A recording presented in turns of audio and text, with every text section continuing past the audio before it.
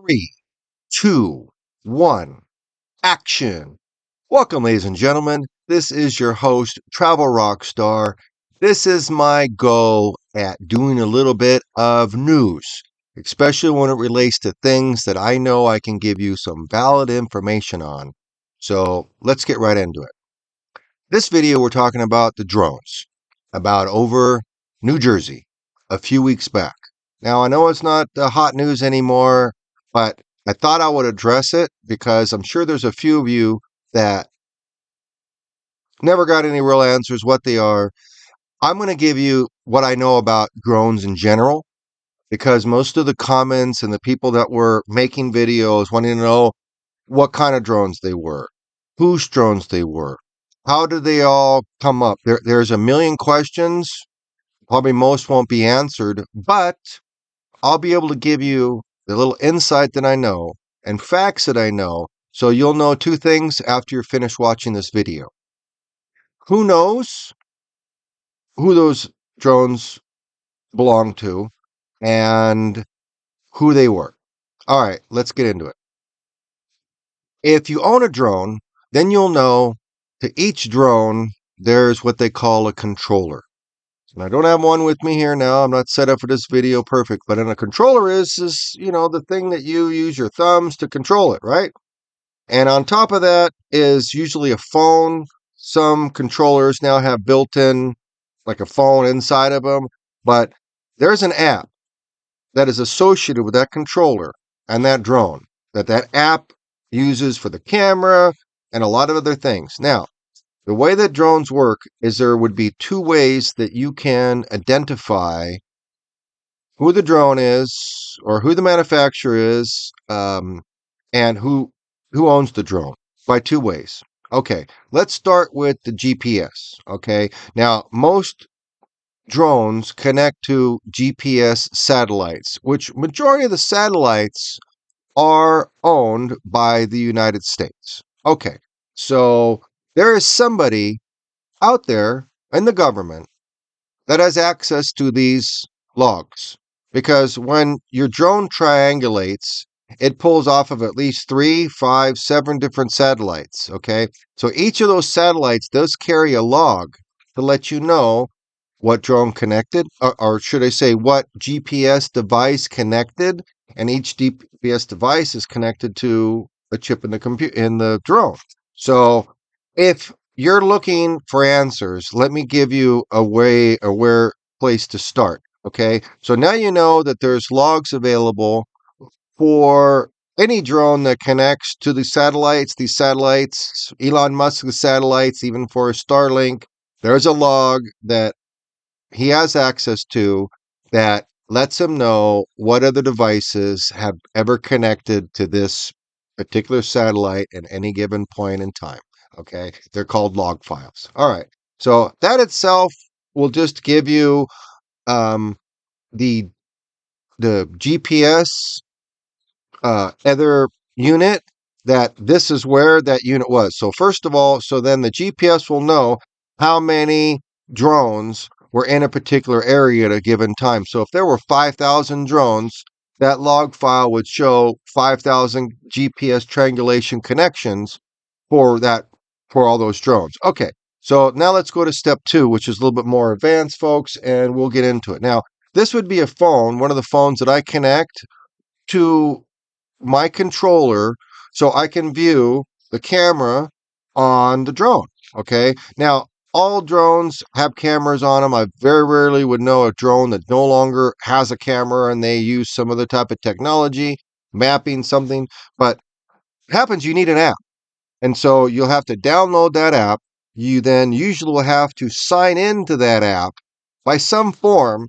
Okay, and so that app and the manufacturer of that drone uploaded to their little server.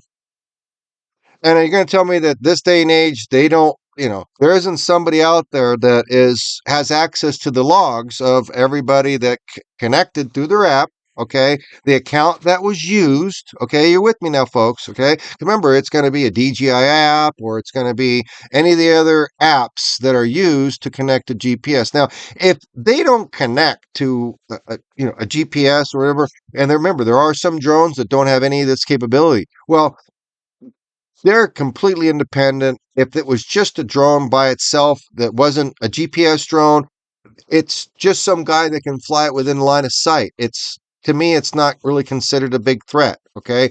If the bigger the drone, the more technology, the more buttons and whistles, the more really easy it is to identify it. The cheap ones, little pocket drones, okay, that you just fly in your room. No, they don't require anything like that. But if you need a drone to connect you to the GPS system, then usually you're going to need an app that does that. The app is what connects you. So now you got twofold system. Now you got an app that's also recording the GPS triangulation to give it to you. So in its calculation, and every app triangulates your drone location for you. That information is in a log file. You can save it on your phone, and if the manufacturers of the app so easily just by because it has to do all this stuff just for own legality purposes. If you lost your drone and you blame the manufacturer, well, then he could then provide the log files to say, well, wait a minute, your drone was here, did this, did this, did this. It wasn't us. Manufacturer's not liable, folks. See, so most smart manufacturers, if they're anything like me, they're going to have these systems built in to protect them, not for like spying or everything. It's for legality purposes. If you were to sold a drone and if anything went wrong, people are going to try to sue you for every reason on the planet, and they're going to say, well, this drone just flew away and it crashed here. Well, they'll be able to go into log file and say, no, not according to what we have. That's why, like DJI has a refurbished program where if you pay and you crash your drone, they know what happened. Again, this isn't for like spy technology. It can be used for it, but if you all are wondering who these drones belong to, okay, and what they're up to, the two best places to go are going to be the government and the manufacturer of the drone. Okay, those are where, because it doesn't matter who's using it, they can't bypass their technology to like use that drone in a stealth mode, right? So you're going to have to connect to GPS. You're going to have to use an app. Those are your two hotspots, folks, where FBI, CIA, NSA, anybody that's friggin' smart, and even hackers are going to intercept this data and they're going to track it. Okay, they're not dumb. I mean, if the government wanted to hire me and said, "Hey, seems to me you know what you're talking about," yeah. Is there a way to defend it? Yeah, but I'm not going to discuss it here on the internet. Again, it's something that I don't feel comfortable giving that kind of advantage away to anybody that I don't know and know that they have the United States heart at the best interest. Okay. So these are the two areas that you want to start because, see, there's going to be a lot more of this going on, folks. This is just the tip of the iceberg. Drone technology is here. They're going to be soon killer drones, spy drones. Every drone is going to have a meme, or I don't know what the right word to use, but it's going to have an association. One's going to be the spy drone, one's going to be a killer drone, one's going to be a fucking a weather drone. They're going to come up with specific drones for specific tasks that do specific things. It won't just be a drone that you can connect and do one or two things. They're going to be it's going to be out there.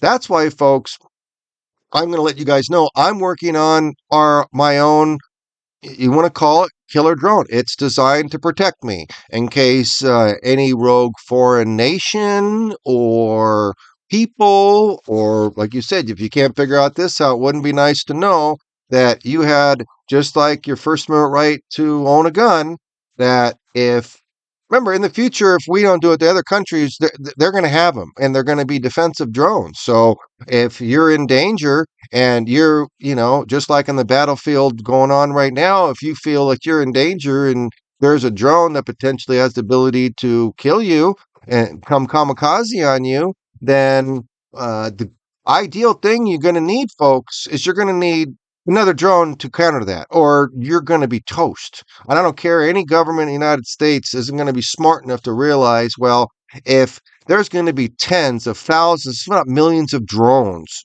very soon in the very, very near future. They're going to be all over the skies. It's going I mean, because now they're warfare and every country's producing them, they're going to get bigger and better and smarter at what they do. That's just a known. Soon they're going to have AI. They're going to be self-thinking, and some are going to get it right. Some are going to get it wrong.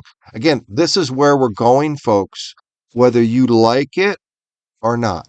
I recommend, just like Elon and Trump, that you listen to me and we get on the top technical edge, meaning that you guys bring in guys, drone guys like me that know all the firmware, know how they work, know the advantages, the disadvantages, the pros and cons, knows how to set up for firewalls so they can accomplish certain tasks. Even our government folks, they're smart, but they don't have all the answers, okay?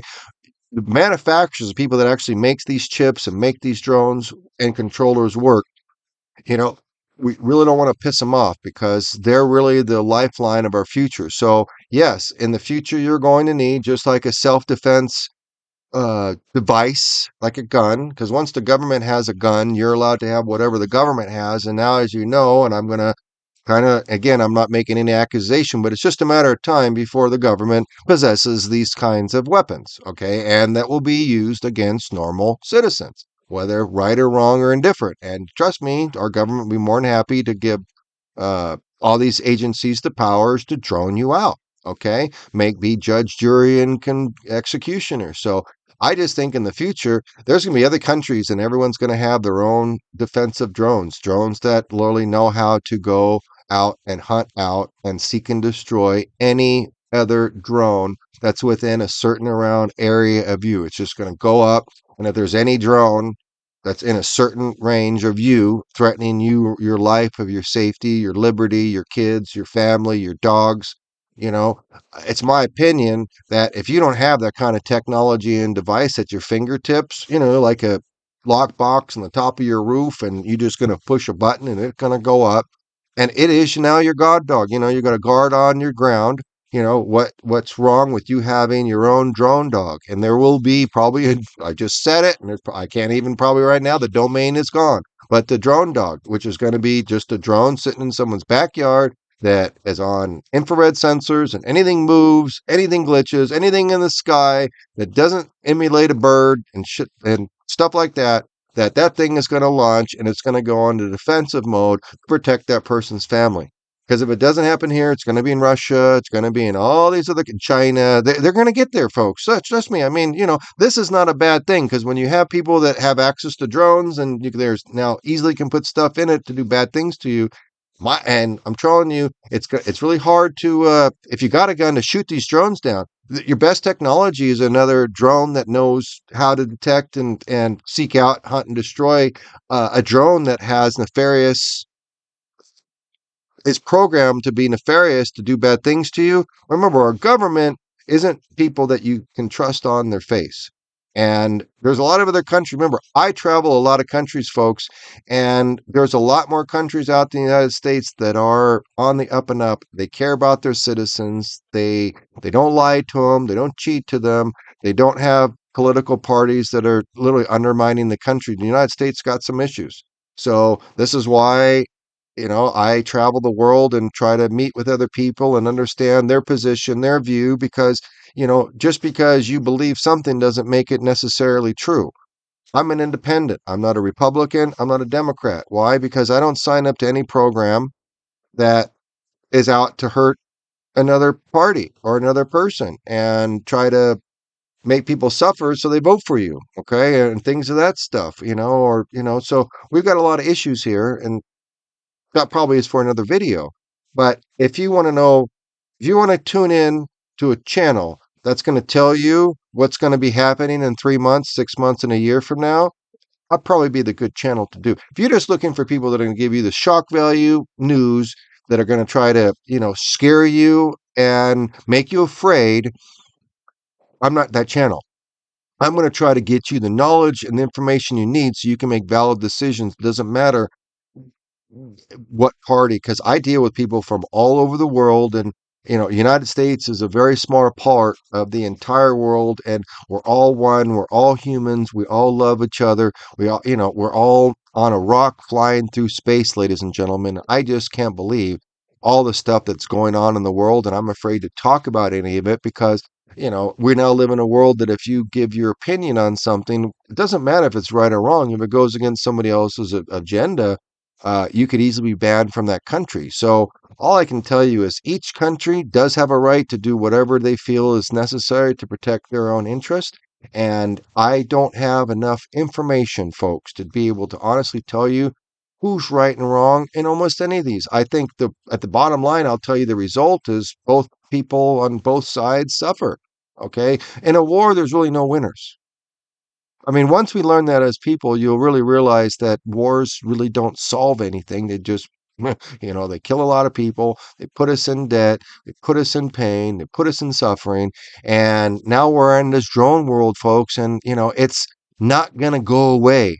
And again, that's why I'm making this video. It's a tough video. And I hope, it hits you where you need to know. Because look, the world isn't going to tell you what you need to hear. They're going to tell you what they want you to think so they can build their channels. They can do, they're thinking, well, if I tell these people this, they're going to love me. And instead of just giving people the information, I make drone videos on how to fix them. And, I'm going to come to you guys with just my, in a court of law, the judge tells you that I want you to convict this person based on your worldly experience. Okay. So if the United States court of law, one of the most fundamental jury instructions for any case, civil or criminal, is that you use your own worldly experience to weigh in prosecutors' information, the defense attorney's information, and then you're to decide who's lying. Because at the end of the day, one of them are lying. Okay, now we're not all perfect, but when someone fabricates or exaggerates or inflates something that you did or said to twist it into something that is now, naughty, shame on them, because that means that they're just manipulators and they're not really interested in the truth. They're just agenda driven individuals. And their whole ideology is based around that. So look, folks, the world is very big. There are some wonderful, amazing peoples all around the world. There's wonderful countries that would love to have you, and they don't play politics and things of that nature. And, but my opinion, we're talking drones here. You guys better understand in the next 20 years, everything that we know is going to be based around drones. Okay, delivery drones, personal flight drones. Again, I'm gonna just plug this in now, but I'm making my own jetpack, folks. Okay, and let's go ahead and we're gonna type in the jetpack because it's nothing like you've seen, and I just don't want to give anybody my idea, but I'm gonna give you some hints of what. And I've got my scales prototype out and it's going to be great. So let me see if I can tell you what we're going to do. Now, remember, we're done with the drone stuff, but remember, all my drone technology, I'm now taking into my new Jetpack. And I will, once I get the domain name and everything, I'll give you the actual name of the name that I love. And I think it's really cool. But let me tell you, if you know me as a designer, you know my ultralights, I'm a fabricator, I build aircraft. This is what I do. Okay. I fabricate, I build travel rock stars. I mean, it's just something, I guess my grandfather used to love to build like the toys. When he was a kid, that's what he did for his whole life is just built like toys for kids. All handcrafted and, he did very well. So I love to build things from ideas, and sometimes I'll take an idea and say, hey man, I like all these ideas, but let's try to improve it. Okay. So let me get into my jetpack and then I can describe it to you. You're probably gonna say, just show it to us. Yeah. The reason why I'm not showing it, folks, is because I'm not at the ability to like rush this into production, and it's such a good flying model. It's going to be so cool, and it's only going to be around $20,000 because I want everybody to be able to own one, right? But the only thing is that I'm going to require is a jetpack license. It's going to be a new introductory license that I'm going to work with the FAA. And it's going to be something that I'll be really proud of, folks, because I'm going to be the first guy that's making jetpacks that are not only reliable, it's going to have a built-in ballistic parachute, same as the Cirrus aircraft I fly. And there's going to be electric version as well as the turbine version. So, man, you know what? I probably should not even get into this video because it's the drone stuff, but I'm going to spend like 3 minutes, okay? Shh. This is coming in the next video. All right. So bear with me. So just now, you got these guys, these drones, okay? These turbine motors that turns a human into a flying drone, okay? That's really what we're talking about here. So, and then you'll see there's other drones that people actually are like these wing stuff. And like I said, this is a cool. Remember, this is kind of like my idea, but we don't need a wing. Mine's a lot more advanced. Now they've got things like I'm sorry for the audio, but they now have units that you can so much sit on. This guy's kind of crazy. And I'm just giving you an idea of like the different jetpacks. Now, if you're someone like me that's a designer and you can see this is probably the coolest one. It's called the Jetson, and it's all electric. Again, the only problem that you have with this particular model, folks, is that it's electric. It can't leave the airport. Okay, it can fly 11 minutes. It's a great little novelty, thing for like taking them all to a place and just flying around on a football field or something. But we're just not at the stage yet for any of these drones. That's why all the drones, I'm going to give you call it the drone buster, is that all these drones the technology isn't there. The weight ratio for the battery engines, the person that they're at 11 minutes, 12 minutes. Each year that goes by, they're going to be able to get maybe, let's just say safe, another minute. So it's going to be 20 more years before these drones fly from the 11 minutes to 30 minutes, which is going to be the minimum. That's why my version is going to be electric as well as turbine, because the electric version is going to get you in it. You're going to have your electric motors. You're going to learn to fly it. That's going to be stage one. Okay. You're going to be dominant. You're going to be able to fly. And folks, it's more badass than this. Okay. Now, I'm going to just tell you this again. If you think this guy is cool, mine is 1,000 times cooler. Let me repeat, 1,000 times cooler. And remember, it's all in the design. As a pilot and someone that manufactures, I'm just going to say one thing that all these guys don't know. They don't even know the word, folks.